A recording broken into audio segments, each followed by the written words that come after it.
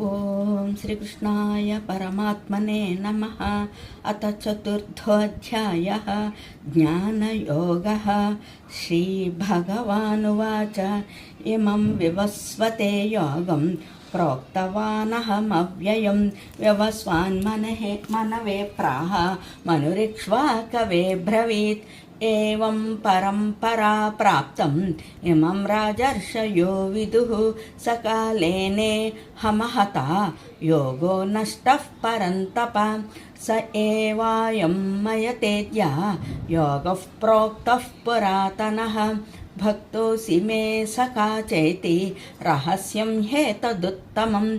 अर्जुन उवाच अपरं भवतो जन्म परं जन्म विवस्वतः कथमेताद्विजानीयं त्वमादौ प्रोक्तवानिति। श्रीभगवानुवाच बहूनि मे व्यतीतानि जन्मानि तव चार्जुन तान्यहं वेद सर्वाणि न त्वं वेत्त परन्तप। अजोऽपि सन्नव्ययात्मा भूतानामीश्वरोऽपि सन् प्रकृतिं स्वामधिष्ठाय सम्भवाम्यात्ममायया।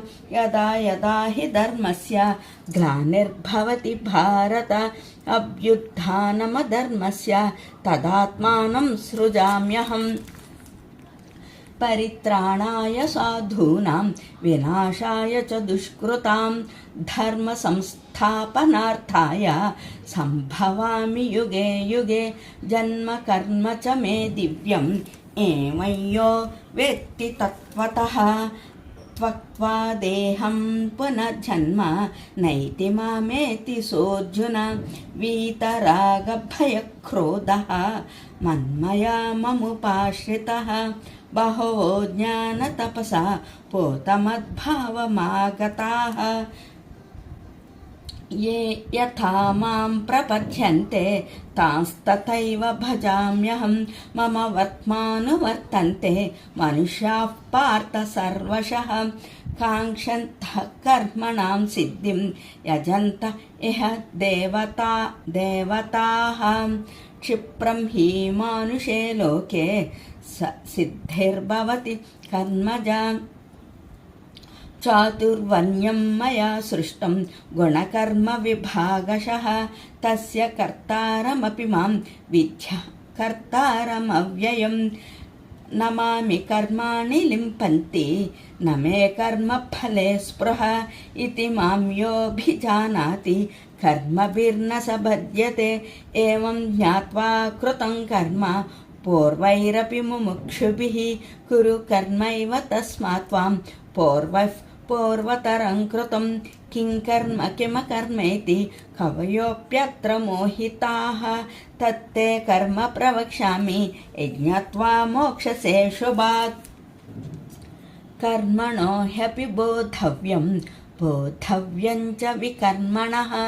अकर्मणश्च बोद्धव्यं गहना कर्मणो गतिः। कर्मण्यकर्म यः पश्येत् अकर्मणि च कर्म यः स बुद्धिमान् मनुष्येषु स युक्तः कृत्स्नकर्मकृत्।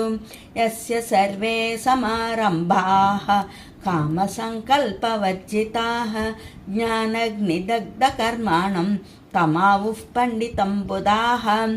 त्यक्त्वा कर्मफलासङ्गं नित्यतृप्तो निराश्रयः। कर्मण्याभिप्रवृत्तोऽपि नैव किञ्चित् करोति सः। निराशीर्यत चित्तात्मा त्यक्त सर्वपरिग्रहः। शारीरं केवलं कर्म कुर्वन्नाप्नोति किल्बिषं। यदृच्छालाभसन्तुष्टः द्वन्द्वातीतो विमत्सरः। समसिद्धावसिद्धौ च कृत्वापि न निबध्यते। गतसङ्गस्य मुक्तस्य ज्ञानावस्थितचेतसः। यज्ञायाचरतः कर्म समग्रं प्रविलीयते। ब्रह्मार्पणं ब्रह्महविः ब्रह्माग्नौ ब्रह्मणाहुतं। ब्रह्मैव तेन गन्तव्यं ब्रह्मकर्म समाधिना।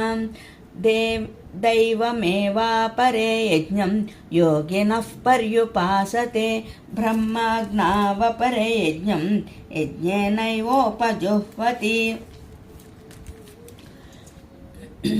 श्रोत्रादीनीन्द्रियाण्यन्ये संयमाग्निषु जुह्वति शब्दादीन् विषयानन्ये इन्द्रियाग्निषु जुह्वति सर्वाणीन्द्रियकर्माणि प्राणकर्माणि चापरे आत्मसंयमयोगग्नौ जुह्वति ज्ञानदीपिते द्रव्ययज्ञास्तपो यज्ञाः योगयज्ञास्तथा परे स्वाध्यायज्ञानयज्ञश्च यतयः संसितव्रताः अपाने जुह्वति प्राणं प्राणे पानं तथा परे प्राणापानगतिरुद्ध्वा प्राणायामपरायणः अपरे नियताहाराः प्राणान् प्राणेषु जुह्वति सर्वेप्यते यज्ञविदः यज्ञक्षपितकल्मषाः यज्ञशिष्टामृतभुजः यान्ति ब्रह्म सनातनं नायं लोकोऽस्य यज्ञस्य कुतोऽन्यकुरु सत्तमा एवं बहुविधा यज्ञाः वितता ब्रह्मणो मुखे कर्मजान् विद्दितान् सर्वान् एवं ज्ञात्वा विमोक्षसे श्रेयान् द्रव्यमयात् यज्ञात् ज्ञानयज्ञः परन्तप सर्वकर्माखिलं पार्थ ज्ञाने परिसमाप्यते तद्विद्धि प्रणिपातेन परिप्रश्नेन सेवया उपदेक्षन्ति ते ज्ञानं ज्ञानिनः सत्त्वदर्शिनः यज्ञत्वा न पुनर्मोहम् एवं यास्यसि पाण्डव येन भूतान्यशेषेण द्रक्ष्यस्यात्मन् यतो मयि अपि चेदसि पापेभ्यः सर्वेभ्यः पापकृत्तमः सर्वं ज्ञानप्लवेनैव वृजनं सन्तरिष्यसि यतैधांसि समिद्धोऽग्निः भस्मसात् कुरुतेऽर्जुन ज्ञानाग्निः सर्वकर्माणि भस्मसात् कुरुते तथा न हि ज्ञानेन सदृशं पवित्रमिह विद्यते तत्स्वयं योगसंसिद्धः कालेनात्मनि विन्दति श्रद्धावान् लभते ज्ञानं तत्पर संयतेन्द्रियः ज्ञानं लब्ध्वा परां शान्तिम् अचिरेणाधिगच्छति आज्ञाश्च श्रद्धानश्च संशयात्मा विनश्यति नायं लोकोऽस्ति न परः न सुखं संशयात्मनः योगसन्न्यस्तकर्माणं ज्ञानसञ्छिन्नसंशयम् आत्मवन्तं न कर्माणि निबध्नन्ति धनञ्जय तस्मादज्ञानसम्भूतं वृतस्थं ज्ञानिनात्मनः चित्वैनं संशयं योगम् आतिष्ठोत्तिष्ठ भारत ॐ तत्सदिति श्रीमद्भगवद्गीतासु उपनिषत्सु ब्रह्मविद्यायां योगशास्त्रे श्रीकृष्णार्जुनसंवादे ज्ञानयोगो नाम चतुर्थोऽध्यायः सर्वं श्रीकृष्णार्पणमस्तु हरे कृष्ण।